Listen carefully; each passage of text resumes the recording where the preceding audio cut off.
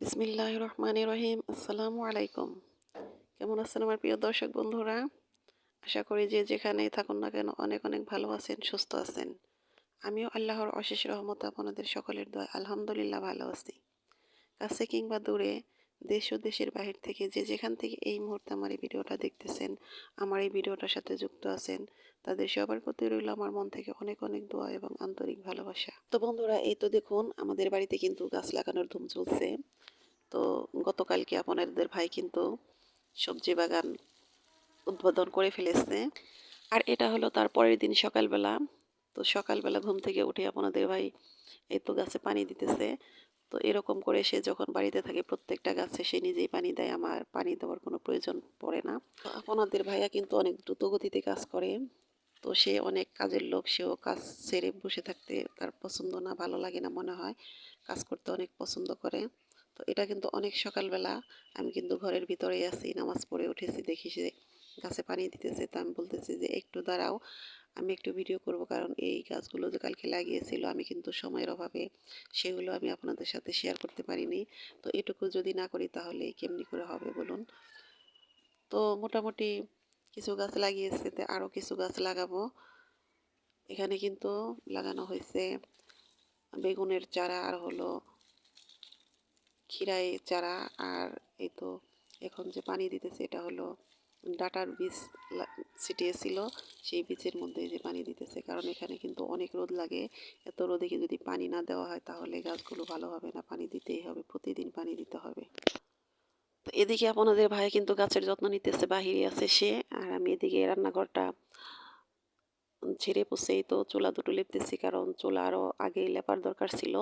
তো যেহেতু আপনাদের ভাইয়া বাড়িতে আছে সে কারণে প্রতিদিন সকালে আমার রান্না করতে হয়, সে কারণে চুলাটা আমি লেপতে পারতেছি না। তো গতকাল রাতে আমরা কেউ ভাত খাইনি, সে ভাত রয়ে গেছে, সে ভাতগুলো সকালে খাবো। তো ভাবলাম যে এই ফাঁকে আমি এই চুলার কাজটা করে ফেলি। তো ঘরটা সুন্দর করে ঝেড়েছি, ঝাড়ার পর তারপরে তো এখন আমি চুলাটা সুন্দর করে লেপে দিব। তো চুলা ভাঙার আগে যদি লেপ দেওয়া যায় তাহলে চুলা কিন্তু ভালো থাকে। তো আমার চুলাটা একটু ভেঙে গিয়েছে, সামনের চুলাটা, কারণ আরও 4-5 দিন আগে চুলাটা লেপা উচিত ছিল কিন্তু আমি পারিনি। তো রান্নাঘরটা সুন্দর করে ঝেড়ে তারপরে আমি তো চুলাটা লেপতে এসেছি। তো চুলাটা লেপা হয়ে গেলে তারপরে এই ঘরটা আমি সুন্দর করে মুছবো। মোছার পর তারপরে কিন্তু আবার দুপুরে আমার রান্না আছে। তো এই চুলাটা লেপতে কিন্তু বেশ সময় লেগেছিল, কারণ মাটির কাজ করতে গেলে কিন্তু অনেকটা সময়ের ব্যাপার, এটা তাড়াহুড়া করলে চলে না, এটা ধীরে সুস্থে সুন্দর করে মাটির কাজ মাটির মতো হয়েই করতে হয়। তো অনেকটা সময় নিয়ে আমি চুলাটা লেপেছি। তো এদিকে কিন্তু অনেক বেলাও হয়ে গেছে, আমার কাজ কিন্তু আরও রয়ে গেছে। তো অনেক কাজ আছে যেগুলো আমি আগেই করে রাখার চেষ্টা করতেছি রমজানের আগে, কারণ রোজা থেকে সবসময় সব কাজ করতে কিন্তু ভালো লাগে না। আর রান্নাঘর এমনই একটা ঘর, এই ঘর যদি পরিপাটি না থাকে তাহলে কিন্তু আরও ভালো লাগে না। তো কয়েকদিন কিন্তু আমার এই চুলার উপর দিয়ে অনেক দখল গেল, কারণ পিঠা বানানো হয়েছিল, পিঠা বানানো হয়ে গেলে তারপরের দিন আমি চুলাটা লেপে দেওয়ার চেষ্টা করি, কারণ পিঠা বানালে কিন্তু চুলার 12টা বেজে যায়, যেহেতু এটা মাটির চুলা অনেকটাই নষ্ট হয়ে যায়। তো পিঠা বানানো হয়েছে প্রায় 5-6 দিন হয়ে গেছে। তো এর মধ্যে আর আমি চুলাটা লেপতে পারিনি। তো আজকে যেহেতু একটু দেরি হলো, সময় হলো, সময় নিয়ে হলো আমি যে চুলার কাজটা করতেছি, আমার কিন্তু খুব ভালো লাগতেছে। এই তো দেখুন আমার চুলা লেপা কমপ্লিট হয়ে গেছে, কারণ মেয়েদের রান্নাঘর এমনই একটা ঘর, এই ঘরটা যদি পরিপাটি না থাকে তাহলে কিন্তু একটু ভালো লাগে না। তো এদিকে আপনাদের ভাই আবার ডিম এনে তো পানিতে ভেজে রেখেছে, আমি একটু গুঁড়ি সাবান দিয়ে এটাকে ডিমগুলো ভালো করে ধুয়ে পরিষ্কার করে নেব।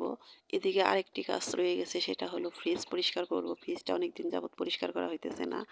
তো ডিমগুলো ধুয়ে আমি রেখে দেব, ফ্রিজ পরিষ্কার করে তারপরে আমি ডিমগুলো ভিতরে রাখবো। তো এই ডিমগুলো কিন্তু আমি বরাবরই একটু গুঁড়ি সাবান দিয়ে তারপরে পানিতে একটু ভিজিয়ে রেখে তারপরে পরিষ্কার করে নেই, তাহলে আমার কাছে বেশি ভালো লাগে। তো ডিমগুলো পরিষ্কার করে নেওয়ার পর তারপরে আমরা সকালের খাবার খাবো একসাথে বসে। আপনাদের ভাইয়া বলতেছে খাবার খাবো, খাবার দাও। তো খাবারগুলো একসাথেই খেলাম, তারপরে সে চলে যাবে, ঢাকার উদ্দেশ্যে রওনা হবে, তার কর্মস্থলে যেতে হবে।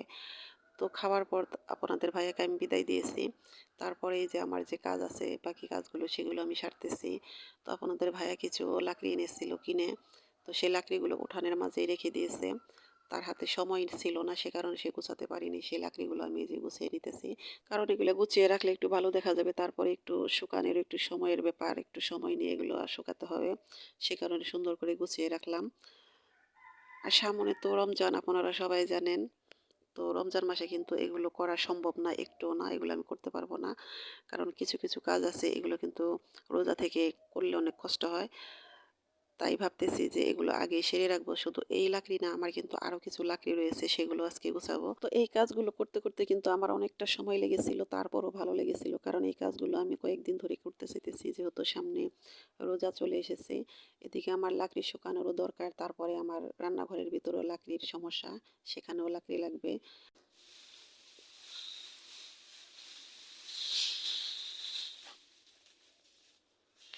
তো বন্ধুরা, যদিও আমার দুপুরে কিন্তু রান্না আছে, তারপর অনেক রিল্যাক্সে কাজগুলো করতেছি, কারণ আপনাদের ভাইয়া চলে গেছে ঢাকাতে, আবার আমার ছেলেও আছে স্কুলে। তো ভাবতেছি যে একটু দেরি হলে কোনো সমস্যা নেই, এই কাজগুলো সেরে তারপরে আমি রান্নাটা করব।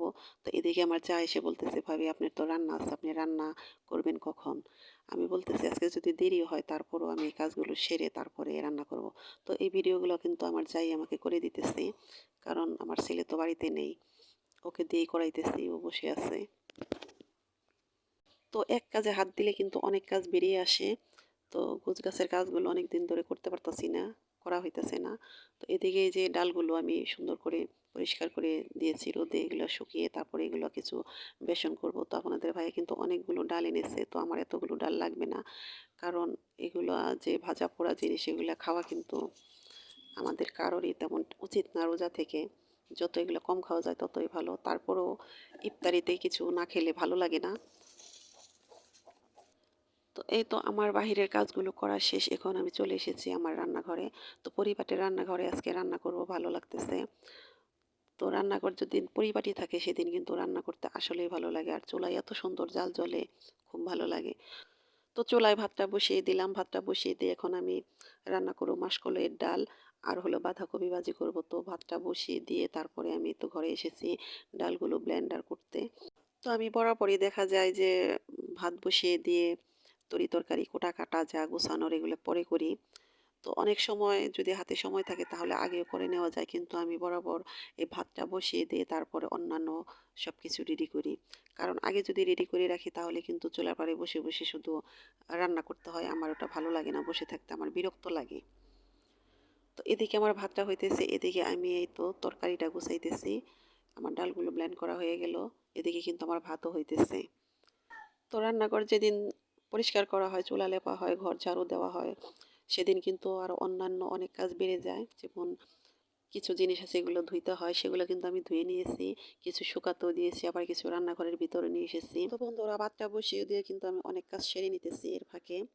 অফ ক্যামেরা তো অনেকগুলো কাজ করে নিয়েছি, যেগুলো ধুয়ে বাহিরে শুকা দিয়েছিলাম সেগুলো ঘরে নিয়েছি, সেগুলো গুছিয়েছি। বন্ধুরা, আমি কিন্তু বরাবর এই ভয়েসটা দিই রাতের বেলাতে। তো কালকে আমার শরীরটা অনেক ক্লান্ত লাগলো, সে কারণে আমি রাতে ভয়েসটা দিতে পারিনি। এই ভয়েসটা দিতেছি আজকে সকালবেলা। সকালবেলা নামাজ পড়েছি, কোরআন পড়েছি, তারপরে বসে বসে ঘরে ভয়েসটা দিতেছি। তো বাহিরে অনেক বিকট শব্দ আসতেছে আমার কাছেই। তো একটু ক্ষমা সুন্দর দৃষ্টিতে দেখবেন, একটু মানিয়ে নেবেন। তো এদিকে ভাতটা আমার বলক এসে গেছে, এখন আমি এই তো এই বাঁধাকপিটা ভাজি করার জন্য কুটে নেব। তো এবছর কিন্তু এই প্রথম বাঁধাকপি খাইতেছি না, একদিন মনে হয় একটা খাওয়া হয়েছিল। এই বাঁধাকপি খাওয়া কিন্তু অনেক পুষ্টিকর, এটা আমি জানি, তারপরেও খাওয়া হয়নি, কারণ সবজি তেমন একটা খাওয়া হইতেছে না। যদি তরকারি রান্না করা হয় শেষ হয় না, কারণ বাড়িতে তো লোক কম, আর আমার ছেলে তো সবজি অনেকটা কম খায়। তো একা একা তো আর খেতে পারবো না, সে কারণে এই বাঁধাকপি আনাও হয় না, খাওয়া হয় না। তো আপনাদের ভাইয়াকে বলেছিলাম যে বাঁধাকপি, ছোটো দিকে একটা বাঁধাকপি এনে, তো সে কপিটা এনেছিল শনিবার হাটের দিন। তো এই বাঁধাকপিটাই তো আমি ভাজি করতেছি, বাঁধাকপিটা খেয়েছি, অনেক মজা হয়েছিল। ওই বাঁধাকপিতে কিন্তু পাঁচফোড়ন দিয়ে বাগার দিয়েছি, পাঁচফোড়ন দিয়ে আপনারা বাগার দিয়ে রান্না করে খেয়ে দেখবেন, বেশ মজা লাগে। তো শুধু এভাবে না, এটা কিন্তু চিংড়ি মাছ দিয়ে ভাজি করলে আরও বেশি ভালো লাগে। তো এবার চিংড়ি মাছ খাওয়া হইতেছে না, তো হাটের দিন আপনাদের ভাইয়া চিংড়ি মাছ খুঁজেছে, হাটে চিংড়ি মাছ পাইনি। এখন আমি এই তো ডালটা রান্না করব। তো মাসকলাইয়ের ডাল রান্না করতে কিন্তু বেশি সময় লাগে না, একদম ঝটপটি হয়ে যায়। তো এই ডালের জন্য কিন্তু আমি এখানে বৃষ্টির পানি ব্যবহার করতেছি। এখানে যদি টিউবওয়েলের ফিল্টার করা পানিও দেওয়া হয় তাহলে কিন্তু ডালটা এতটা ভালো লাগবে না। তো এই ডালের মধ্যে আমি শুধু কাঁচামরিচ, পেঁয়াজ আর হলো হলুদের গুঁড়ো আর কিছু ধনিয়া গুঁড়ো দিয়ে ডালটা রান্না করব। এটার মধ্যে শুকনা মরিচের গুঁড়া দিব না, আমি কিন্তু কোনো ডালে শুকনা মরিচের গুঁড়া ব্যবহার করি না।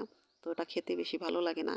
আর বন্ধুরা, এই পানিটা দেওয়ার সাথে সাথেই কিন্তু আমি ডালটা দিয়ে দিব। তো যদি পানিটা একটু গরম হয়ে যায় তাহলে কিন্তু ডালটা দলা বেঁধে যাবে, সেক্ষেত্রে দেখা যাবে যে ডালটা আলাদা করে গুলিয়ে তারপরে পানির সাথে দিয়ে দিতে হবে। তো আমি পানি দিয়ে সাথে সাথে এই ডালটা দিয়ে দিলাম। তো বন্ধুরা, এই ডালটা রান্না করতে করতে আমি আপনাদের কাছ থেকে আজকে বিদায় নেব। তো আমার আজকের ভিডিওটা কেমন লাগলো অবশ্যই আমাকে কমেন্ট করে জানাবেন। আর বন্ধুরা, আমার এই ভিডিওতে আমার কথাতে কিন্তু কাজে অনেক ভুল আছে, সেই ভুলগুলো প্লিজ ক্ষমা সুন্দর দৃষ্টিতে দেখবেন। আর আমার ভুলগুলো অবশ্যই আমাকে কমেন্ট করে জানাবেন। আপনাদের কমেন্টগুলো পড়তে কিন্তু আমার খুব ভালো লাগে। তো এখন আমি ডালটা বাগার দেবো। তো এই ডালের মধ্যে আমি শুধু কিছু রসুন কুচি, পেঁয়াজ কুচি আর হলো তেজপাতা আর কিছু জিরার গুঁড়ো দিয়ে আমি ডালটা বাগার দেব। এতেই বেশ ভালো লাগে। আমি এতে পাঁচফোড়ন দিলাম না, পাঁচফোড়ন দিলেও মন্দ লাগে না। তো আমি এভাবেই আজকে ডালটা রান্না করেছিলাম, খেতে কিন্তু বেশ মজা লেগেছিল। তো বন্ধুরা, আপনারা সবাই ভালো থাকেন, সুস্থ থাকেন, মানসিক শান্তি নিয়ে জীবনযাপন করুন। আমার পরিবারের জন্য আপনারা সবাই দোয়া করবেন, আমিও যেন মানসিক শান্তি নিয়ে ভালো থাকতে পারি। তো আজকের মতো এখানেই বিদায় নিলাম। আল্লাহ হাফেজ, আসসালামু আলাইকুম।